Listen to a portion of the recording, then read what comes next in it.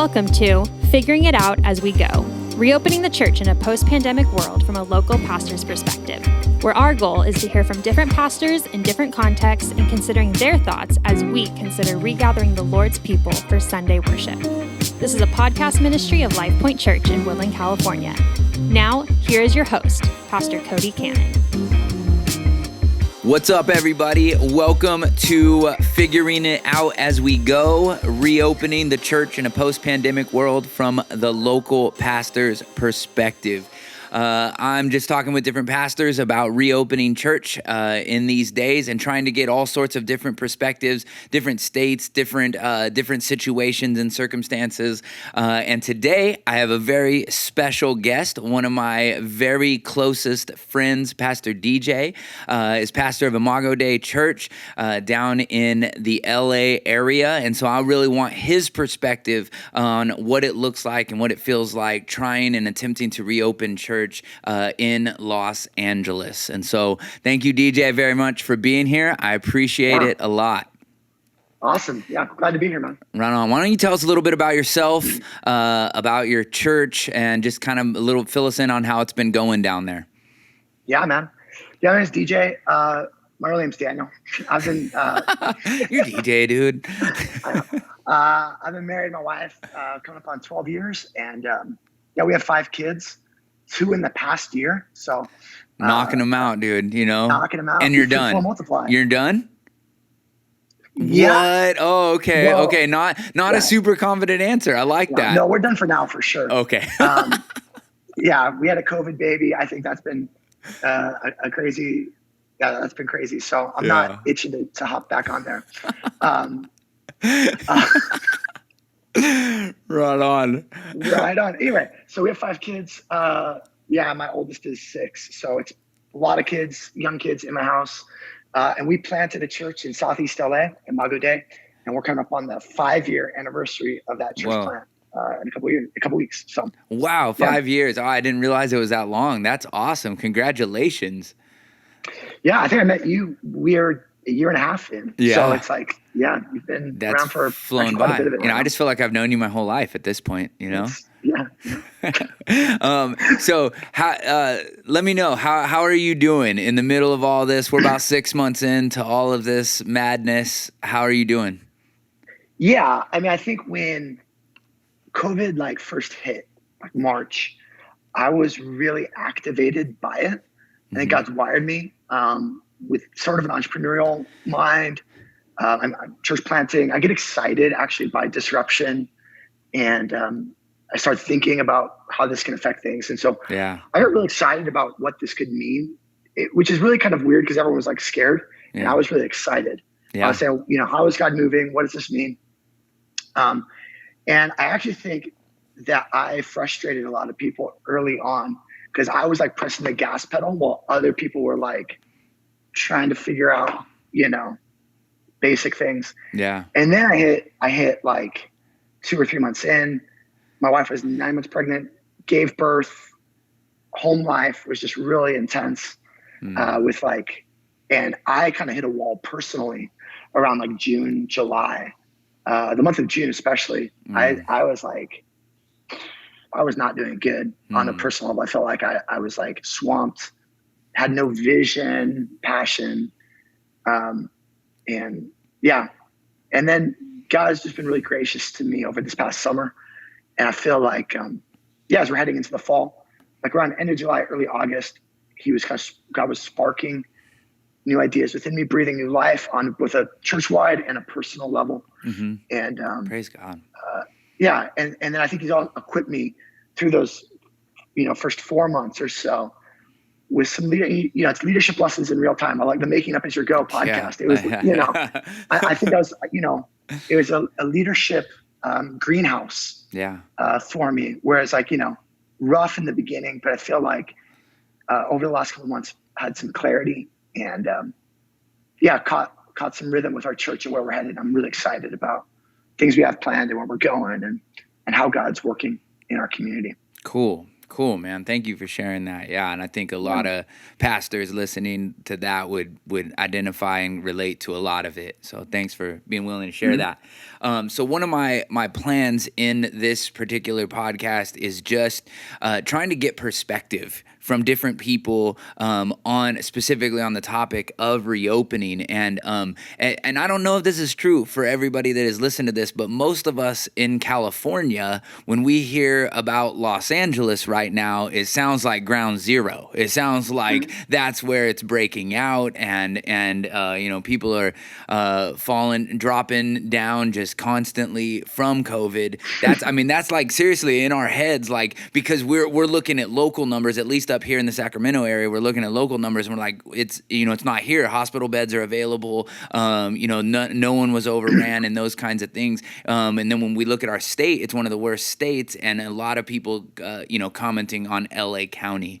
I'm looking from you to kind of maybe shine a little light on that. What's it like looking? Is it that? I know you've had some specific incidences in your area, so share with us a little bit about what COVID has been like in your area.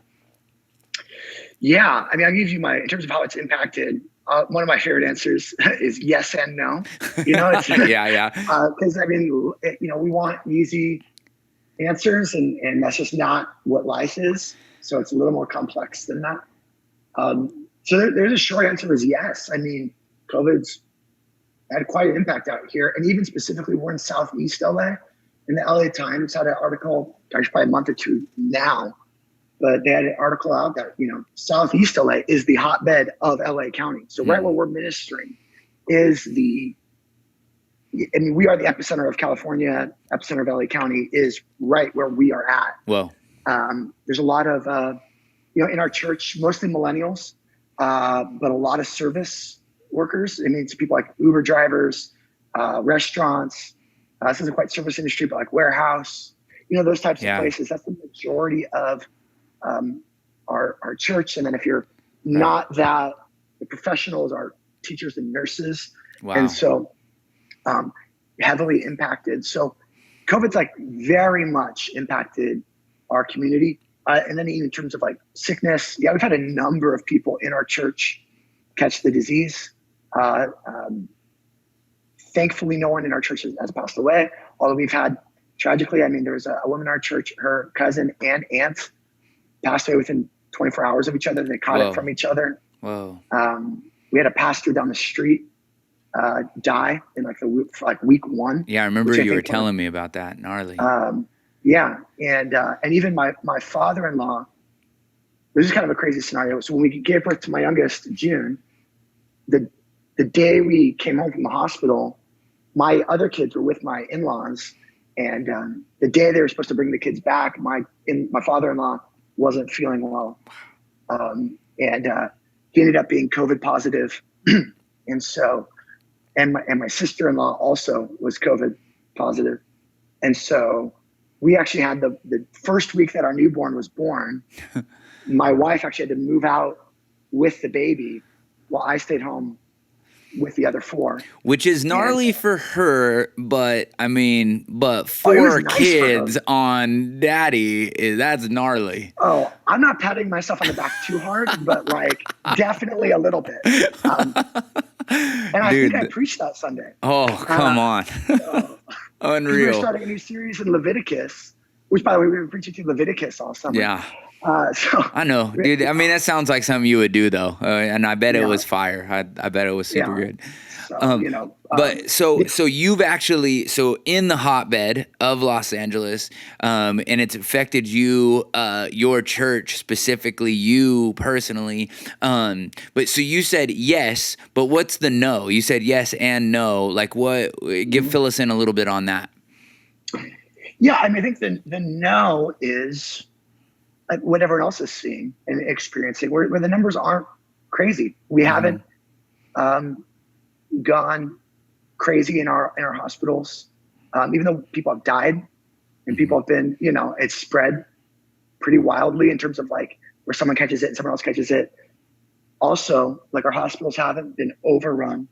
There was a spike in cases in June. Mm-hmm. early July. But then throughout the summer, it's dissipated.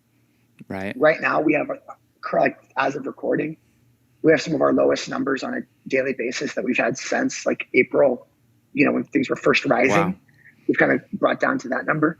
And the way I see it, and this kind of might bleed into other questions, is, we have preventative measures in place. And I feel like we're at a place right now where things are kind of like functional. Right. They're not great, but also it's not like I'm not living in fear. Like, oh man, am I gonna, catch the COVID because I stepped outside my door? Right. Type thing. Right. So. Okay. No, yeah. Cool. And that's insightful. I appreciate it. Well, in terms of like beginning to consider reopening, I mean reopening, like moving back towards where you guys were gathering on Sundays in your building, 2 services, that type of reopening, wherever you're at now, to there. I kind of want to get into a little bit about what has affected your thinking in that. And so how has like the political and social climate in Los Angeles affected churches in your city, in your area? How is that impacting as you consider reopening? Yeah. I'd like to think that political, social doesn't impact crazy much, because it's just like, what is true and good, and we operate out of that, irrespective to some degree, and yet we are in specific contexts, mm-hmm. and so we need to be faithful to the context that we're in. The reality is, for us, I think we are one of the largest, and we're not a huge church, we're 200, Yeah. We're one of the largest gatherings of people in our city, right? On a regular basis. And so I think it's taught me to consider the social reality of the church, like within a society, and so our responsibility to our broader community is just something I've been thinking through, and then also in our area, I think the church, generally speaking, in our area, at least the visible vocal church, is pretty conservative politically, and outspoken. And there's sort of like there was a groundswell of like out the gate of just resistance, even as there was fear and some numbers backing that up in the early days. And what that did in our community, following along on some of the social media things and the neighborhood app and, stuff like that, or whatever app, it's like, I'm watching non-Christians, how they're perceiving the church and not in a good light. Yeah. And so I wanted to make sure we're doing that well. So I think the things that, but beyond that, the things that are like in my head of, okay, I don't know if this is as much like political or social, but the things that I've been kind of like checking off from my list, when I said out the gate, by God's providence, we were preaching 1 Corinthians. It was 1 Corinthians 13, that first week that we met or didn't meet, where we had live stream. And we kind of set the tone. Again, a lot was unknown on that day. We actually stopped meeting like 1 week before we like had to. And I preached 1 Corinthians 13, and it was love. And I said, hey, listen, love leads us away from apathy, and love leads us away from fear.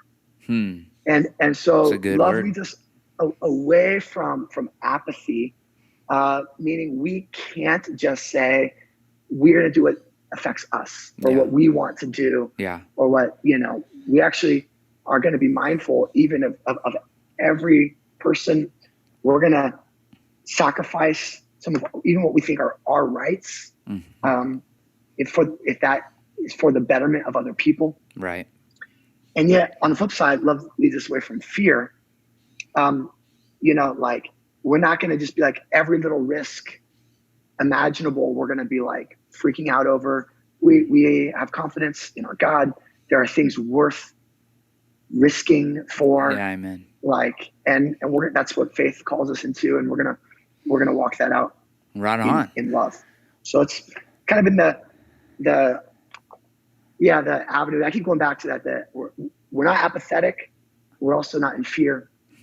And we're just trying to walk that out. Yeah, and I feel like those are two, keeping those in balance has been one of the trickier things about all of this is like keeping us going, while also being able to do so fearlessly. And I think as reopening, I mean, that's a good word to those of us who are thinking about reopening church. So what have plans for reopening look like for you, and what are your plans in the near future? Yeah. Well, I think this is a place where being a church plant, and I know we're 5 years in, but it has given us a little bit of both a strategic, but also from a theological perspective, like a ecclesiological advantage. Yeah. In that, when we planted, we were in an elementary school. We showed up one Sunday, and through a miscommunication, it was just gone. No one showed up to unlock it for us. We met in a park that day. We never met in that elementary school ever again. Whoa. We ended up in my backyard for a summer, with stray cats, wandering throughout. My backyard got hit by an infestation of cats. No joke. This is nothing to do with COVID, but we caught a cat on Saturday night. And then we met in my backyard. And so we just put pipe and drape in front of this cat, while we and we have and we're Southeast LA, so we call them ghetto birds. We have helicopters flying over, and it's just we 100 degrees, and we met, and it was and then God provided the place that we're at now, but it's a short-term lease. Our lease where we're at right now and ends this coming April. And so all this to say, in terms of just straight up honestly, my goal is never really been, we need to get back to 2 services in our building. That's just, that's nice, but as a church planter, that's always just been, that's what we're doing right now. Yeah. Because I don't, yep, exactly. we don't have the luxury of stability to say, hey, this is who we are. It's just we're wherever, man, we're scratching and clawing to try and root ourselves in this community. We'll take what we can get. So I'll fast forward a little bit. We're meeting outside right now. We've been meeting, but it's to me, I'm this is what we're doing. I'm not itching because actually our lease ends in April. And to be just straight up with you, I don't even know at this point, I don't know anything. Yeah. we might no joke. I don't think this will happen, but we might be house churches in 8 months, and I think, so I get what you're saying in terms of I don't think it's a ridiculous question, but I'm also there's a part of me that just kicks back a little bit and says the whole reopening, sorry, I just got a text, the whole reopening thing is we never closed. Part of being the church is we adapt, even in the way that we operate because of, of whatever's happening. And even as someone who's leading our church, I want to care for every person, but I'm not trying. Maybe this is where, I don't know if this is even wrong. You can correct me, Cody. I'm not trying to protect our people from every bump along the way. I'm kind of hey, the bumps are really actually great at discipling you into what the church is and isn't. That when we're kind of forced out of our comfort zone, this is again the kind of the church planner entrepreneurial side of me. I'm not how do we get back to what we were doing? I'm kind of all right, guys, hey, let's live with this a little bit and let this stretch us and mold us and see, what does this mean? So looking forward here in the next month or two, what are some of your plans? I mean, as you're meeting outside, is that sort of the short, long-term goal? Yeah. So let me take one step back on that, if I can, just give you convictions, and then I'll give the practicality. So the convictions as we march through this first couple months, realizing kind of the apathy, fear thing, our social responsibility, again, being in the hotbed, Southeast LA, we kind of said, hey, listen, our impulse is going to be to comply with our government. Listen, and I don't mean to offend anyone. I'm not a conspiracy theorist on this. I lead a 200-person church. I can't tell you the bureaucratic nightmare it is to lead 200 people. You know what I mean? And trying to like communicate and do all that. I actually have a ton. I think you want to talk about politics. I think there's been definitely like messing up of the message, some major screw ups from our leadership. And yeah, honestly, I have a ton of grace for that. Actually, I'm like, yeah, I get that. Like, because I'm trying to lead 200 people and it's really difficult. And so I'm disappointed. I'm frustrated, but I'm actually not angry. I'm like, there's a part of me that just like, I get that. And it makes me actually not a conspiracy theorist. I'm like, it's really hard to get people on the same page. Yeah. So anyway, that's like a side thing. So, but what was I saying? Convictions. Oh, I wanted like with our local government, with our county, especially on the more localized levels. Yeah. Whatever you ask of us, unless it's causing us to like censor our message, my default is to say, okay, our default is to start out by complying. Yeah. We're not going to be like immediate. No. Maybe after we weigh it, we consider it, we follow for a little bit, we might find ourselves in a position where we do something different. But our immediate response is, hey, we're going to comply, and we're going to use this as a teaching opportunity for us to stretch ourselves in our ecclesiology. And that's been from everybody that I've been talking to as far as pastorally goes. I mean, that's the majority impulse is like until like they say stop preaching Jesus, we want to comply because we want we view it. I think we would all agree we view it as loving our neighbor and as an example as citizens. So yeah, I think that's a good. Even if we disagree. Yeah. Even if we disagree. Oh, totally. And like that's I think kind of the point. A lot of us do. You know, like that's the thing. But, no. It's like if you only follow when you agree. Like that's not really following. Yeah, exactly. Exactly. So it's like, and that's it's being a team player to some degree within the social reality that we play as a part of a community, and we want to be here for the long term. So there's that, but then the other thing is that you're not living in fear and really realizing the importance of meeting together, and the importance of meeting together actually really drove home for me in the midst, actually kind of.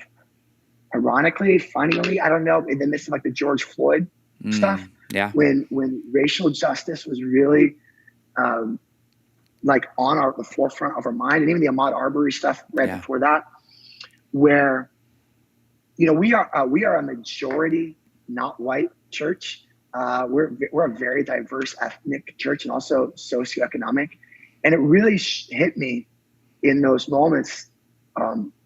As this is on the consciousness of our nation, I was, we are a living embodiment of what we're crying out for. Mm-hmm. That's what the church ought to be, a place where ethnicity and where socioeconomics, the walls that would divide us on those places are torn down, and not just theoretically, but like physically, practically over the Lord's table where we're sharing communion. Yeah, like we come in and we get to like not say like this is what we want, but like man, it hits me sometimes and exactly what you're describing when I stand up there at the pulpit and I look down and I see like, look, this is what the world's crying out for, and like we get to look our people in the eyes. No, that's I'm super glad you brought that up because that for me, like it has been so. I mean, maybe it's theological, but it's not like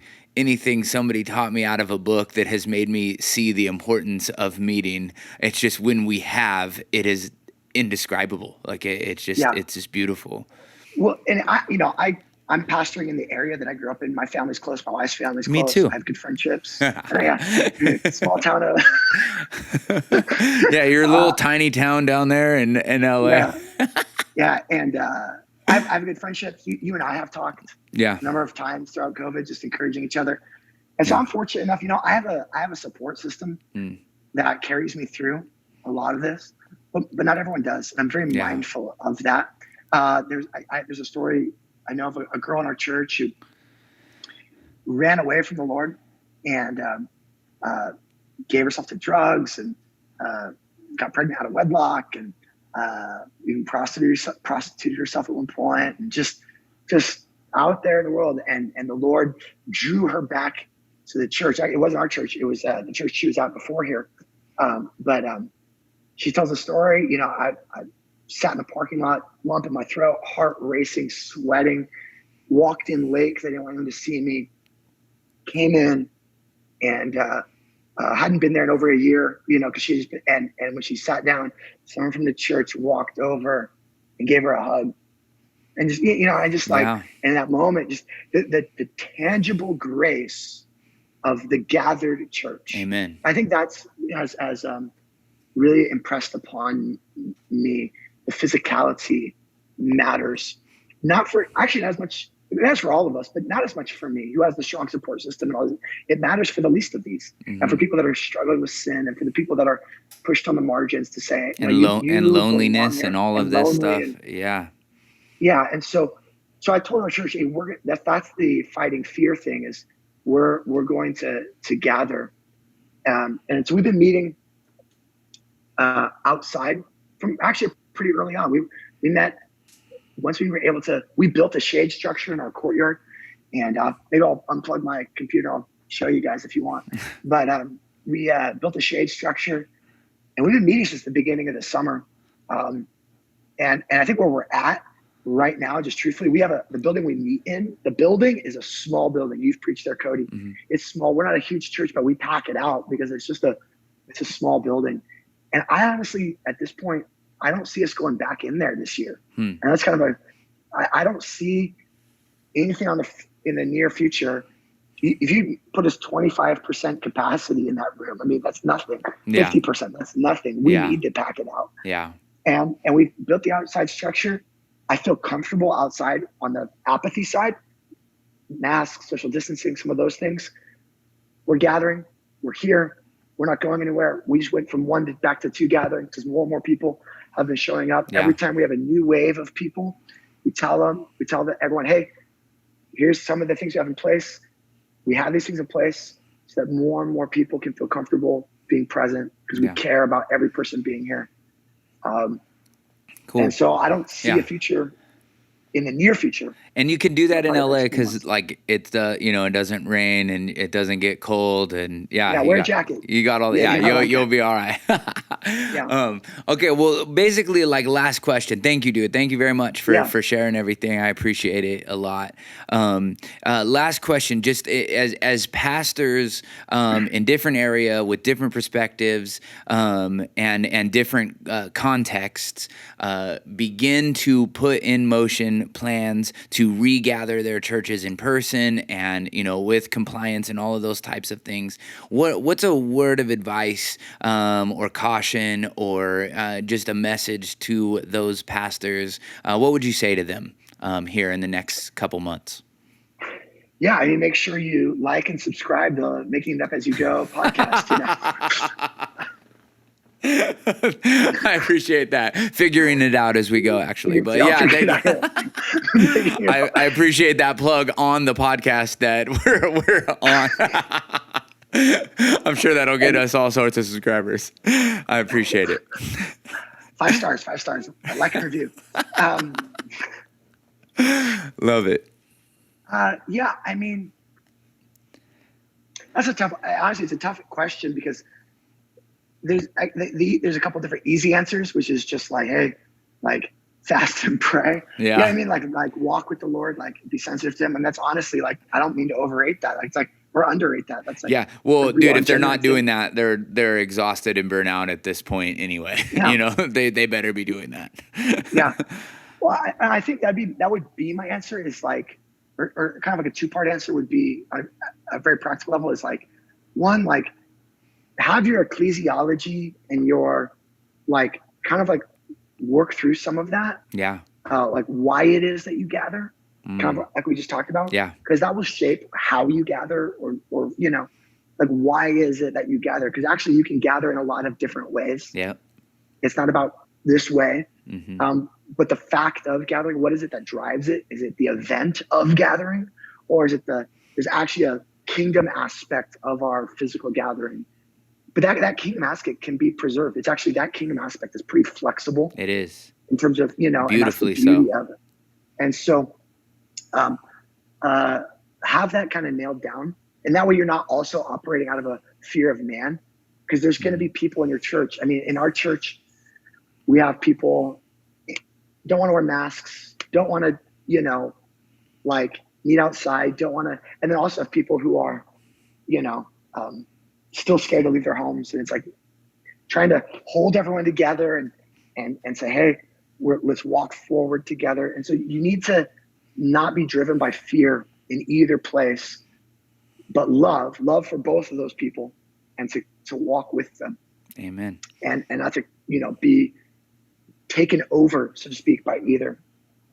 And then I think, I said I had two parts. I don't remember what the second part was. So, Well, it was all in there. I mean, that was super there. good. Yeah. And I appreciate that. I'm sorry. I do remember. Go. I'm sorry. I think one of the things that I would just encourage pastors with is that this has been a stress test of the systems that we lead, and to not be afraid to own the successes. Say, hey, this is really cool. It's been going on. And also to own the failures and say, oh, like, we struggle here. And this is highlighting an area of weakness that to not be in such a rush to get back to normal, because part of what COVID is exposing is some of the weaknesses. No one's perfect in our leadership, in our churches, and to let the Holy Spirit do his work, and to reveal and to show, hey, okay, so how can we actually not just try and get back to normal, but how can we build something new for our church, for our cities, for whatever's next, that is like the tree from Psalm 1 that is drawing continually from the living waters and producing fruit in every season. Like, that's what we want to aspire to be. And we can see kind of the branches that aren't receiving that water, so to speak. I'm stretching that metaphor, but you get what I mean. Milking it, dude. I like that. Yeah. But that's such a dynamic image, and I think it readily applies right now. So yeah, thank you, brother. I appreciate you talking with me a lot, and I really appreciate all your perspective, and love Imago Dei. Much love to your church and to you and to your family. I'm gonna see you soon. All right, later. Love you guys. Peace.